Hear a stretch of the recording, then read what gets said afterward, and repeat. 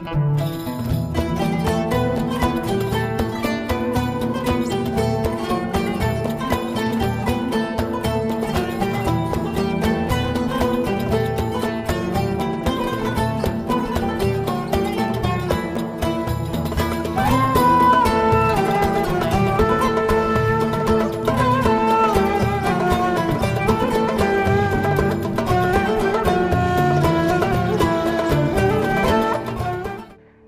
pemirsa yang dimuliakan oleh Allah Subhanahu wa taala, ya.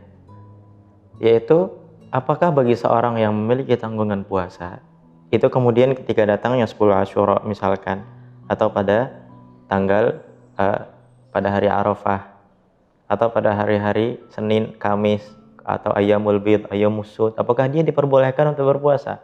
Maka para ulama menjawab bahwasanya yang pertama, kalau seandainya orang itu batal puasanya, itu disebabkan oleh sesuatu yang disengaja olehnya, ya, dengan sebab sesuatu yang bukan uzur daripada syariat.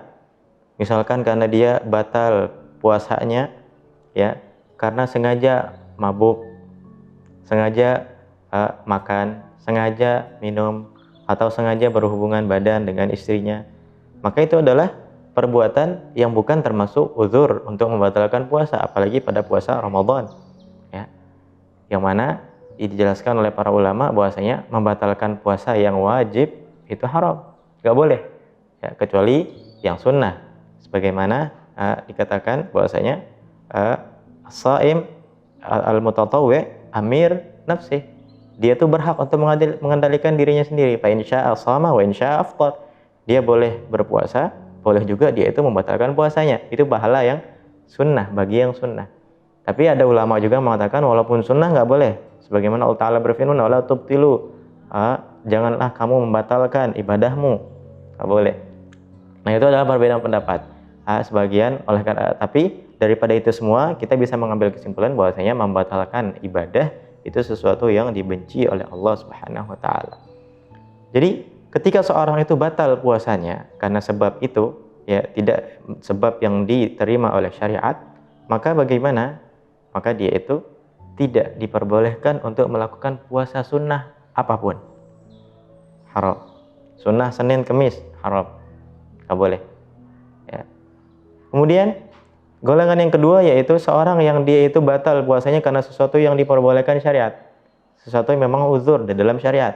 Dia sakit, dia haid bagi seorang wanita, ya, atau semisalnya yang diperbolehkan oleh syariat yang termasuk daripada uzur dalam membatalkan puasa, maka boleh baginya untuk berpuasa sunnah pada hari Asyura, ya. Tapi ada ulama yang mengatakan bahwasanya kita itu ketika puasa sunnah, ketika puasa wajib, bisa jadi kita juga akan mendapatkan pahala sunnah. Ya, dijelaskan oleh para ulama bahwasanya tidak boleh kita itu menggabung antara niat wajib dan sunnah, betul. Tidak boleh kita itu menggabung antara puasa Ramadan dan puasa Senin, Kamis, nggak boleh. Atau sunnah dan sunnah, boleh. Tapi kalau seandainya kita itu misalkan tadi pada kelompok yang pertama, yaitu kita itu berpuasa pada bulan Ramadan dan batal, ada tanggungan, ya, batalnya karena sebab yang tidak diperbolehkan syariat, maka kita dituntut untuk mengqadanya secepat mungkin. Kemudian datanglah hari Asyura, maka caranya gampang. Kita itu berpuasa, mengqadha puasa niatnya pada tanggal 10 Muharram tersebut, tapi keutamaan Allah SWT luas. Rahmat Allah Ta'ala luas. Walaupun kita di situ niatnya untuk mengqadha puasa pada bulan Ramadan, maka kita akan mendapatkan pahala sunnah. Tapi dengan syarat kita jangan niat sunnah di situ. Kita hanya niatnya mengqadha puasa yang sudah ditinggalkan pada bulan Ramadan. Mengqadha puasa wajib atau melakukan puasa wajib tanpa berniat di dalam hati untuk melakukan puasa sunnah, maka dengan itu kita juga akan mendapatkan pahala sunnah. Walaupun hakikatnya kita tidak melakukan sesuatu yang sunnah. Nah, itu adalah apa yang dikatakan oleh para ulama.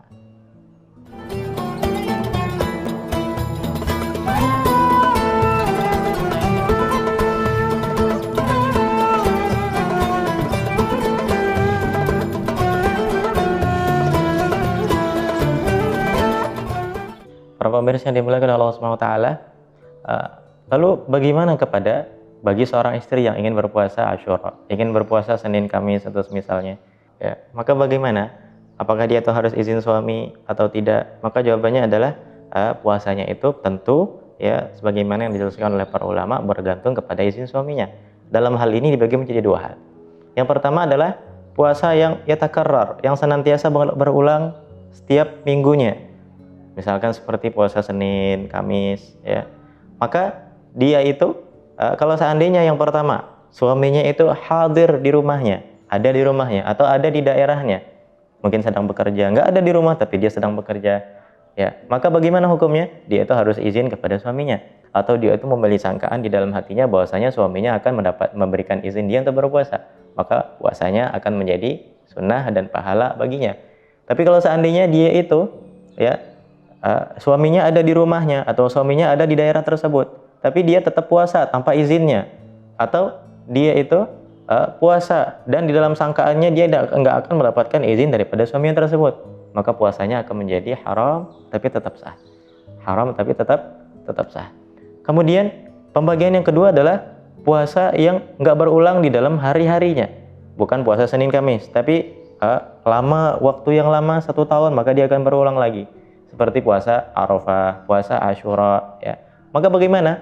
Maka hukumnya adalah kalau seandainya suaminya itu tidak melarangnya untuk berpuasa, maka dia diperbolehkan untuk puasa. La yamna'ha, ya, dengan kalimat yang jelas bahwasanya suaminya melarangnya. Tapi kalau seandainya dengan kalimat yang jelas suaminya melarangnya untuk berpuasa, maka haram baginya untuk berpuasa. Ya, maka bagi seorang istri yang afdol yaitu adalah ketika dia ingin berpuasa sunnah, ya, maka dia itu lebih dahulukan untuk meminta izin kepada suaminya untuk melakukan ibadah puasa tersebut.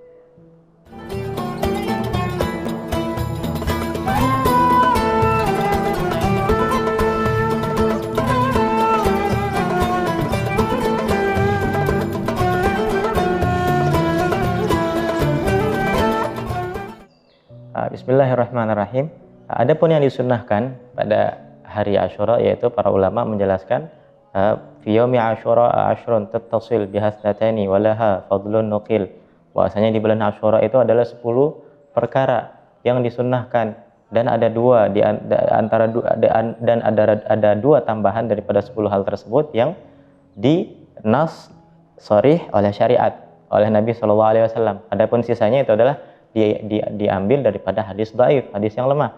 Tapi sebagaimana dijelaskan oleh para ulama bahwasanya kita itu boleh mengambil hadis dhaif untuk fadhailil amal, untuk kita itu melakukan keutamaan amal, melakukan sesuatu dengan syarat ada tonggak asli daripada amalan tersebut. Sedekah, ya, berpuasa, sholat dan semisalnya.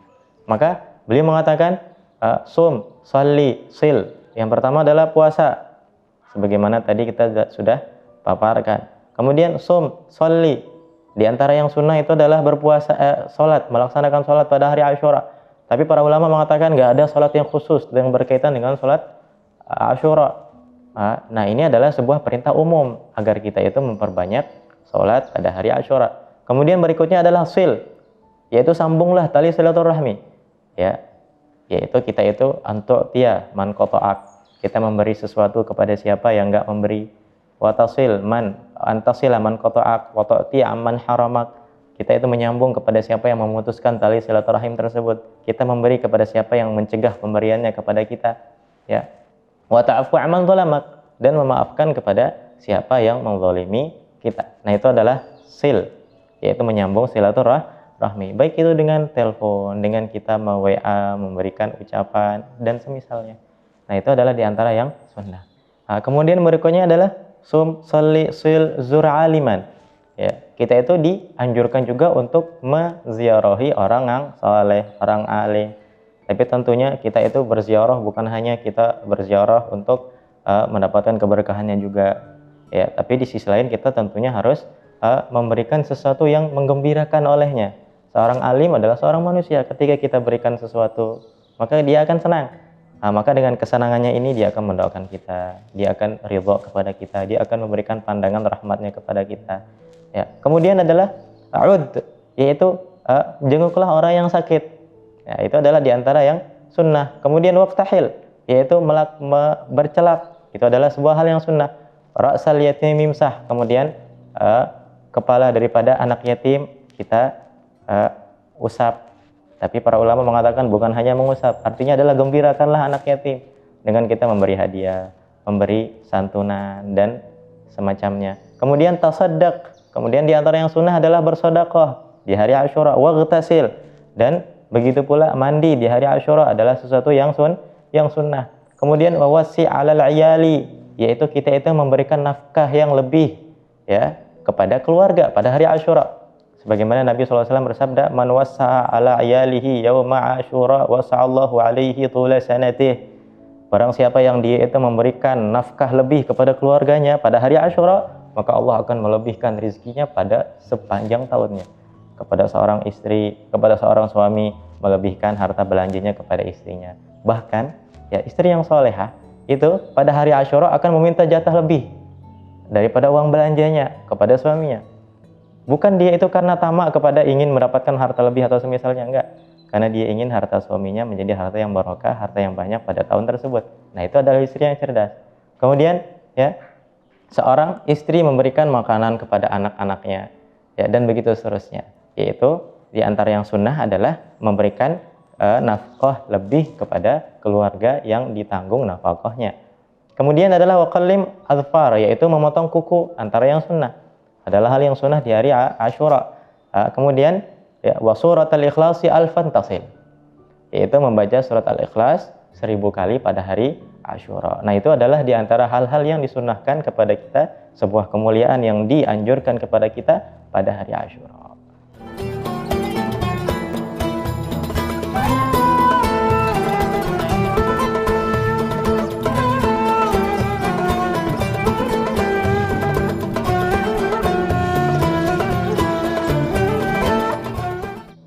Para pemirsa yang dimuliakan oleh Allah Subhanahu wa taala, ya.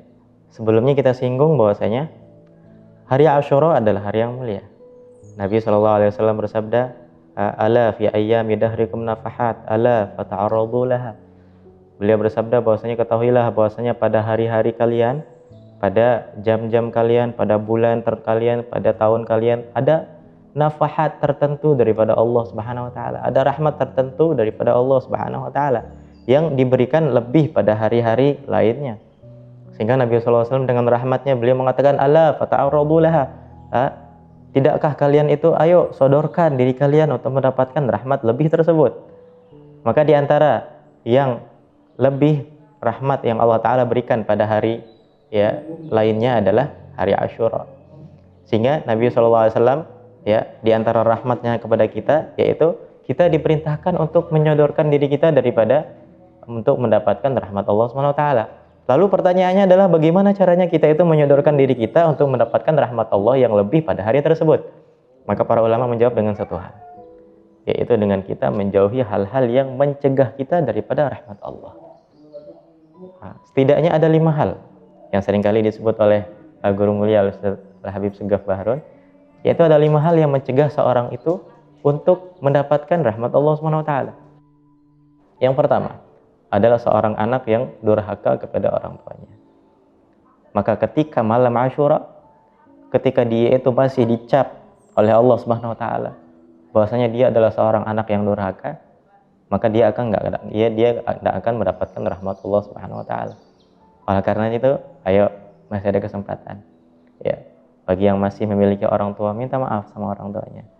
Pasti kita pernah mencederai hatinya, mengecewakannya, kemudian tidak mendoakannya, lalu kita itu malah durhaka kepadanya, tidak mengikuti perintahnya, melalaikan apa yang telah dinasihati olehnya. Oleh karenanya, maaf adalah meminta maaf, kemudian kita itu menyenangkannya adalah satu-satunya cara untuk kita itu dihapus daripada Allah Subhanahu wa taala, daripada seorang yang durhaka. Misalkan ada seorang yang orang tuanya sudah meninggal dunia, maka doakan rahmat, mendapatkan ampunan, mendapatkan ma'unah, riayah, rahmat Allah Subhanahu wa taala. Ya. Nah, itu adalah yang pertama, yaitu seorang yang dia itu durhaka kepada orang tuanya, maka dia nggak akan mendapatkan rahmat Allah Subhanahu wa taala walaupun dia melewati 1000 Asyura, walaupun dia melewati 1000 malam hari raya, dia melewati 1000 Ramadan, tapi ketika dia masih dicap oleh Allah Ta'ala dia adalah seorang yang durhaka kepada orang tuanya, maka dia akan senantiasa nggak akan mendapatkan rahmat Allah. Sehingga ya ayo kita minta maaf sama orang tua, kita hilangkan ego, kita hilangkan sementara apa yang telah kita raih, ya untuk apa kita itu merendah, kita itu senantiasa selalu berada di kaki orang tua kita, kita cium kakinya dan begitu seterusnya, yang mengundang daripada rahmat, senang dan kasihnya orang tua kita kepada kita. Nah itu adalah pertanda bahwasanya mereka memaafkan kita, mereka senang kepada kita. Nah itu adalah pertanda mereka senang dan mereka ridha kepada kita. Itu yang pertama. Kemudian yang kedua adalah seorang istri yang durhaka kepada suaminya.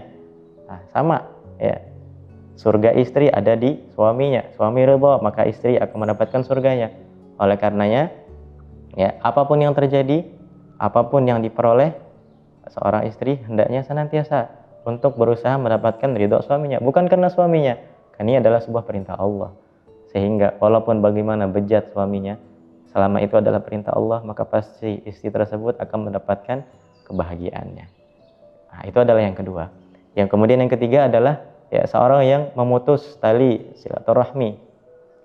Nah, seorang yang memutus tali silaturahmi antar keluarganya, dia nggak akan mendapatkan rahmat Allah Subhanahu Wa Taala. Kemudian yang keempat adalah seorang yang sesama muslim benci satu sama lainnya. Maka kaidahnya mengatakan boleh kita dibenci, jangan sampai kita yang membenci. Boleh kita itu dilupakan, tapi jangan sampai kita yang melupakan. Boleh kita itu dihina, tapi jangan sampai kita yang menghina. Kenapa? Karena sampai kita yang menghina, maka Allah nggak akan pandang kita dengan pandangan rahmat. Ya. Bahkan sekelas Sayyidina Abu Bakar Siddiq, dalam riwayat disebutkan bahwasanya ketika beliau itu berada di sebuah daerah di kota Mekah, beliau itu dicaci maki oleh salah satu daripada kafir Quraisy, dan di sisi beliau ada Nabi SAW. Beliau sahabat Abu Bakar Siddiq diam, nggak membalas cacian tersebut. Nabi SAW diam, ya, menemani beliau. Tapi ketika beliau itu Sayyidina Abu Bakar Siddiq ya membalas cacian daripada orang kafir Quraisy tersebut, maka Nabi SAW pergi meninggalkan. Maka ditanya oleh Sayyidina Abu Bakar Siddiq, kenapa engkau meninggalkanku, hai Rasul? Ya, maka beliau mengatakan, ketika engkau diam, yaitu malaikat senantiasa melindungi kamu dengan doanya, dengan istighfarnya kepada Allah SWT. Tapi ketika kamu itu ya melawan dan membalas caciannya, maka malaikat itu pergi dari kamu dan aku pun pergi dari kamu. Nah itu adalah sebuah hal yang harus kita perhatikan ya. Kemudian yang terakhir adalah seorang yang dia itu meminum minuman keras atau seorang yang dia itu mengkonsumsi narkoba. Nah itu adalah yang harus kita jauhi pada hari Asyura dan pada hari semua hari pada umumnya. Terlebih pada hari Asyura, karena ini kita akan mendapatkan rahmat yang lebih daripada Allah Subhanahu Wa Taala. Ya, akhirnya semoga Allah Subhanahu Wa Taala senantiasa menjaga kita daripada hal-hal yang tidak diridhai olehnya, menuntun kita, menjauhi kita daripada segala hal yang menjauhkan kita daripada kesuksesan kita baik di dunia maupun di akhirat. Dan kepada kita yang masih memiliki orang tua, kita minta maaf kepada mereka, kita meminta ridhonya, kita berikan hadiah yang disenangi olehnya. Amin. Ya, kita senantiasa memberikan hal yang disenangi oleh mereka. Akhirnya astagfirullahaladzim. Wassalamualaikum warahmatullahi taala wabarakatuh.